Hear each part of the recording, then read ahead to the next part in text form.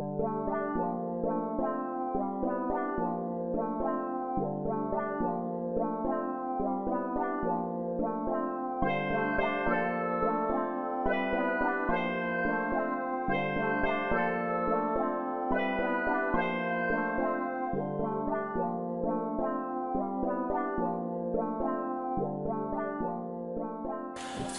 there and welcome back to Triplicate, and today it's something a bit different from electronics, apart from I have an electronic gadget, running, which is something I like to do. And this is my Garmin. Well, it's Angela's Garmin because mine expired, as you will know if you've seen a recent video. So if we look in here, history, activities, Saturday. So this is last Saturday's Parkrun. So just under 28 minutes, which I think isn't too bad for a 60-year-old who isn't the lightest chap ever to pull on a pair of running shoes. And it gives, that's the time, it gives the distance, which to assure us is 5k, as they measured it with a wheel rather than 5 and a bit, which Garmin always seems to think it is. So that is my pace, assuming Garmin's distance, not the actual distance. And this is what I'm interested in at the bottom. Calories, 370. How on earth does Garmin know how many calories it took me to run 5k? How do they work that out? Well, I thought I'd turn the camera on and see if we could together, oh, it's gone back to that, see if we could together work out how many calories we might use running. Okay, so there are a number of calorie calculators online provided by sort of running and fitness and health websites. So shall we try some of these out? Okay, so we're going to be in metric. Age 60, male, height 173 centimeters, weight 87.5 kilograms, running speed, if we look down here, about 10.7 kph. Where are we? 10.8 kph, that's the nearest we're going to get.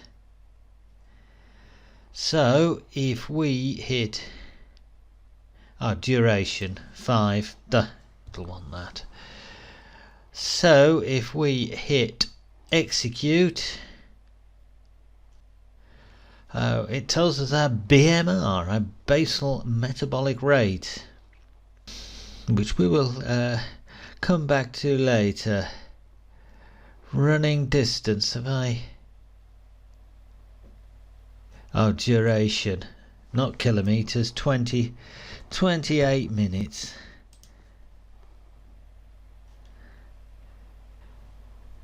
Okay, and here it says 357 calories, which is not too far off Garmin's value. Okay, so here we have very well fit. Should we see what these? We're in metric, are we? Running a 9-minute mile. Duration 28 minutes. Current weight 87.5. Calculate.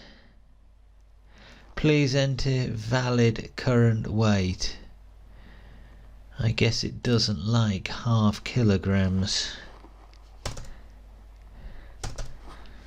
Round it up.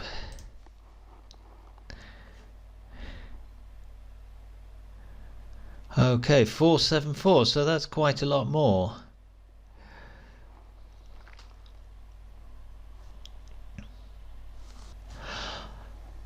And we have here runner space. Let's see what they do. Enter your body weight in kilograms. 87.5. See if they'll accept half kilograms. Distance 5 kilometers. And minutes 28. Okay, let's see what they come up with. 450 again. Interesting. 378 after subtracting base metabolism.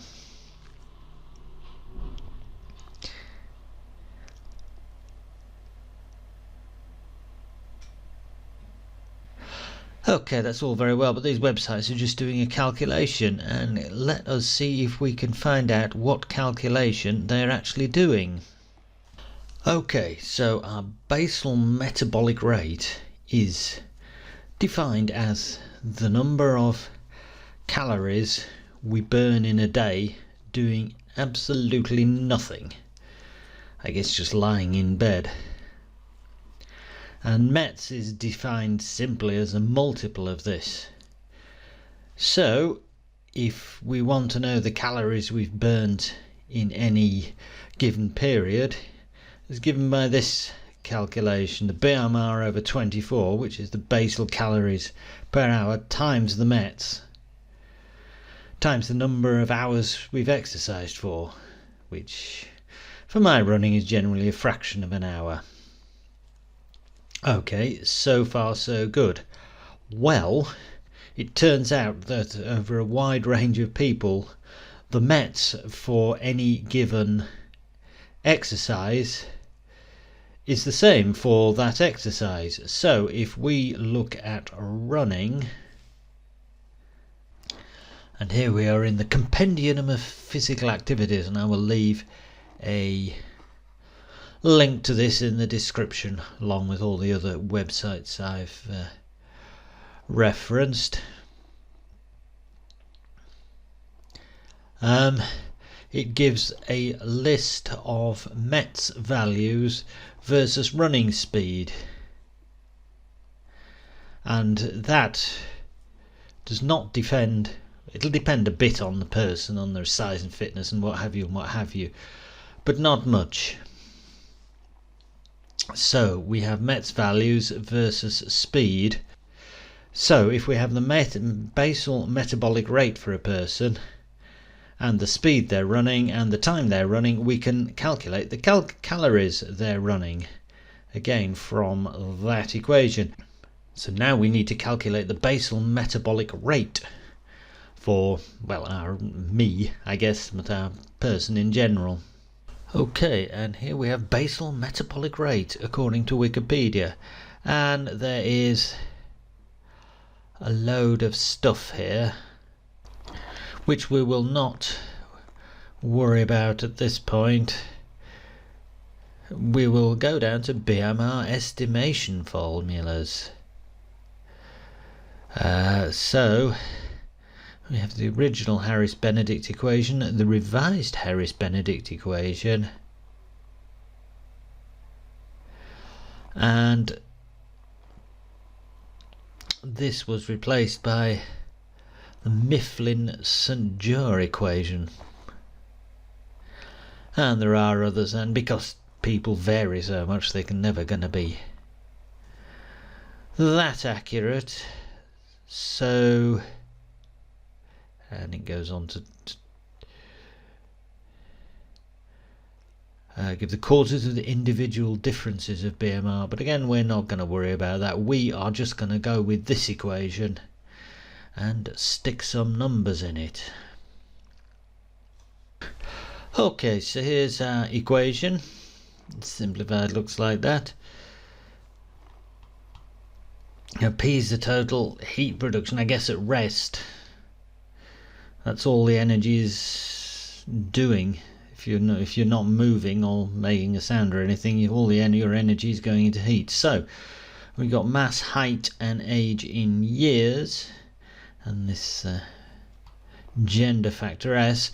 So I have put all that into a spreadsheet. Okay, at the top here we have our METs versus running speed plotted there, and that's plotted on the graph here in the blue line, and I've put an eyeballed best guess straight line just to make the calculation easier, which is the orange line.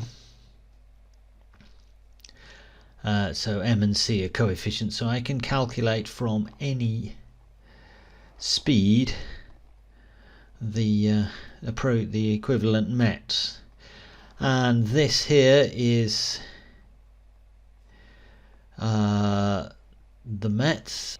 Okay, so I filled in the distance, the relevant numbers here: age 60, height 173, weight 87.5, distance 5 kilometers, time 28 minutes and no seconds.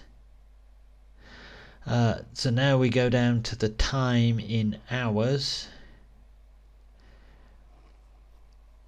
calculated from that end equation. Yeah, the kph, which is 5 over that value, and the miles per hour, which is the kph over 1.6. From that, so from our orange line we can then calculate the METs, which is 10.3, and from this jolly equation we calculate the BMR as being 1661.25, and hence the calories to 332.87. And that, of course, is not forgetting the fact that if I'd stayed at home and sat quietly in a seat or stayed in bed, I would have got through 32 calories. So the actual extra calories due to my running is probably nearer 300, which is less than any of the websites automatic calculators came up with.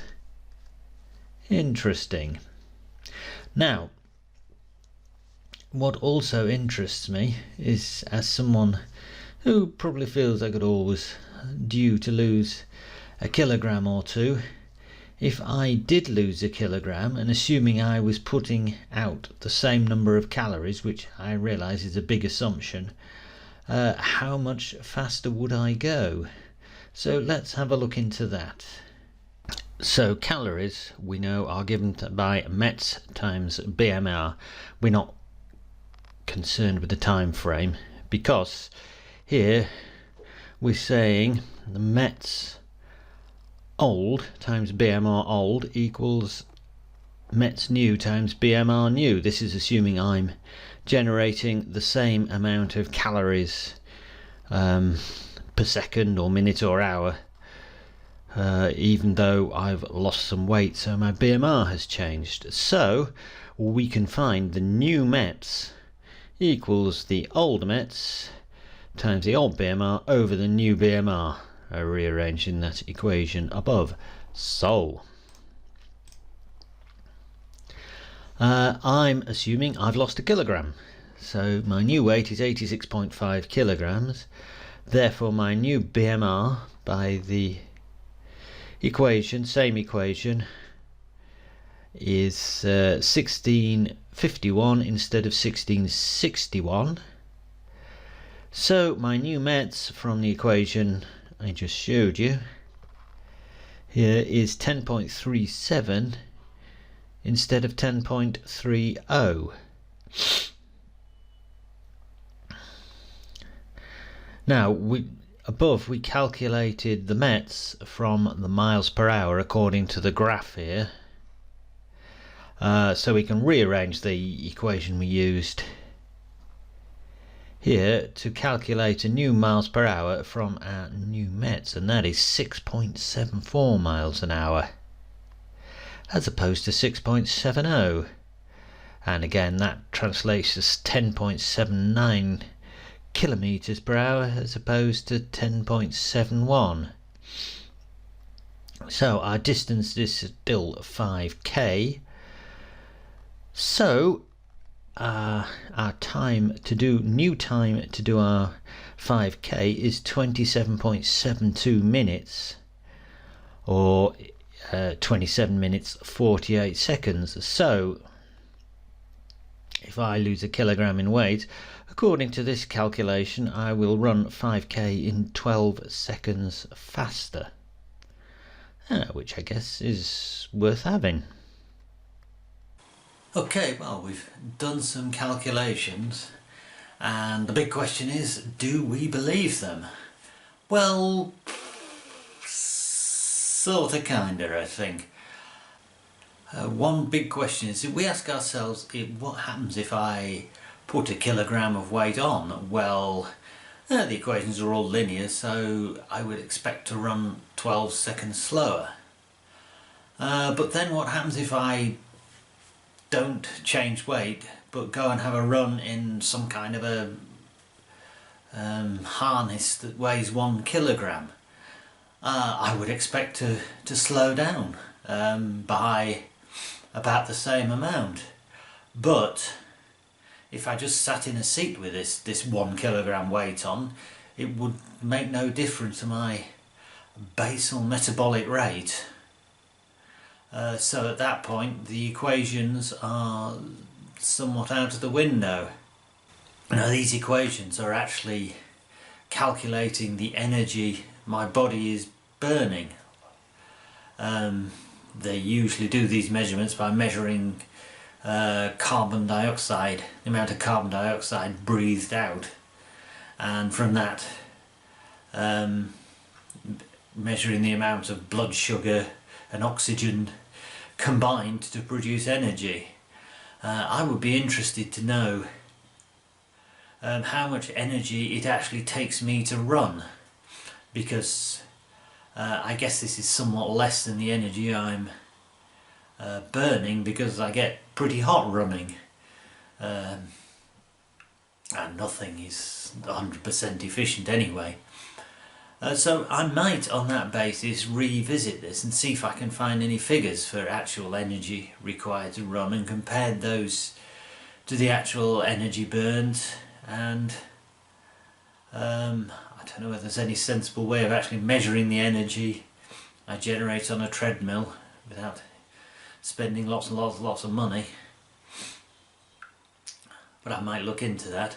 So keep an eye out for a possible second video on this subject, and until then I hope you enjoyed this little foray into the mathematics of running energy consumption. Thanks for watching. Subscribe if you like the channel. I am going to do some more videos on sort of health and fitness and so forth, so look out for those, and for now it's goodbye from Triplicate.